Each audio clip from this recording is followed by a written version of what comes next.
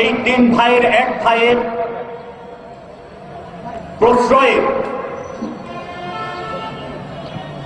CNF এজেন্টের সহযোগিতায় বেনাপোল বন্দর দিয়ে দেশ ত্যাগ করেছে। স্বরাষ্ট্র প্রতিমন্ত্রী পুলিশের এক কর্মকর্তাকে ডেকে নিয়েছেন, বলেছেন ত্বকী হত্যা এইটি নিয়ে যাতে বেশি বাড়াবাড়ি না করা হয়, এবং বলেছেন যে এইটি 2-4 দিন হইচই হবে, তারপর বন্ধ হয়ে যাবে। আমরা কোনোভাবে মনে করি না যে জামাত শিবির ত্বকীকে হত্যা করেছে।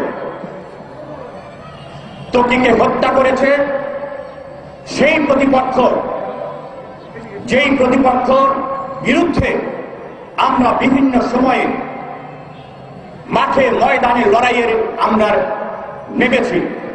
ত্বকীর এই হত্যা নিয়ে নাটক করবেন আপনারা মনে করেছেন যে 5 দিন 7 দিন সেখানে শোকসভা হবে, গণজমায়েত হবে, মানববন্ধন হবে, তারপর শেষ হয়ে যাবে। একটি বিষয় সেখানে বলতে চাই, এই সন্ত্রাসীদের পেছনে কারা রয়েছে, কি তাদের মদতদাতা? তাদের পেছনে রয়েছে সরকার।